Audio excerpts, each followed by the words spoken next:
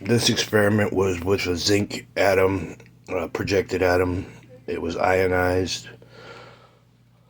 You can tell that because you can't see the rings or the face of the atom. You can only see the protons, the charged particles that are forming the dome over it.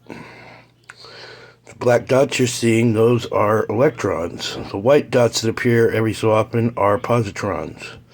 They are fragments of space that are either carrying a charge or have had been carrying a charge.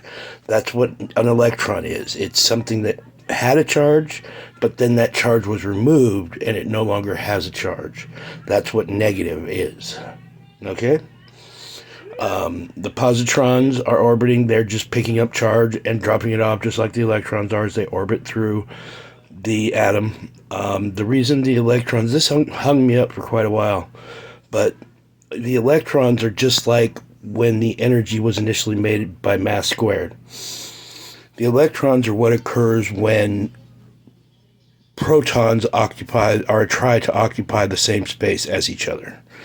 So when mass tries to occupy the same space as each other, it turns into energy. So when protons try to do it, it ejects one of them and creates a negative and a positive, I guess. As it orbits through, it changes both. So this test was to see if any of the other spectrums of light, the different wavelengths, were better suited for observing the electrons and positrons in this particular ionized state of zinc.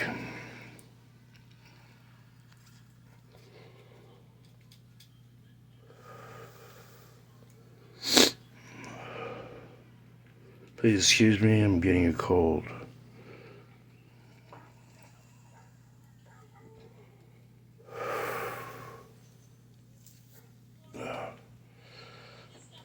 As you can see, the yellow and white lights work better for observing the electrons. They make them show up better, they make the positrons show up better. Some of the blue and green also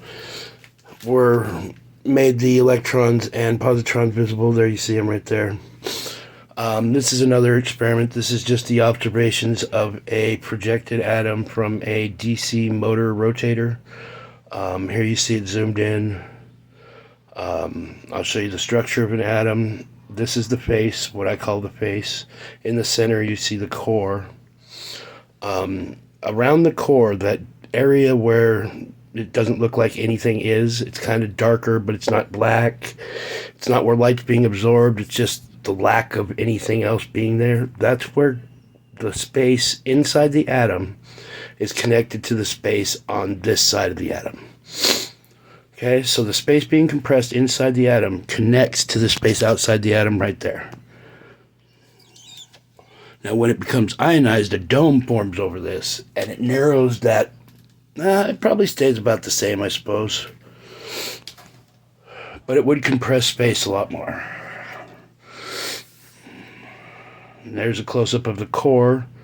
Think of a compressed sphere, okay? If you stuck your finger from the bottom of the sphere in the South Pole and pushed that South Pole up through the North Pole, so that the inside of the sphere's southern pole is sticking out. That would be the inside of the sphere's southern pole right there. And the rings are changes in direction of the flow of protons through the atom. So every ring you see is where the protons are flowing up, they're making the turn, and then flowing back down. And they do this till they get to the end where they make the final pass and form a dome, where they're finally pulled back into the core of the atom. That's what's causing all that movement right there in the center, is the flow of protons back into the atom. This is one of the better ones. It's really great detail. I mean, you really couldn't ask for a much clearer shot. Again, these are like highlight reels. I have so much data that I could be posting, but I don't want to bog down everything with all my stuff. I mean, I'll leave it open access on like cloud server or something for everybody to access if they want.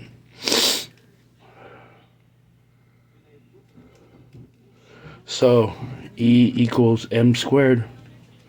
Turns out Einstein was very close.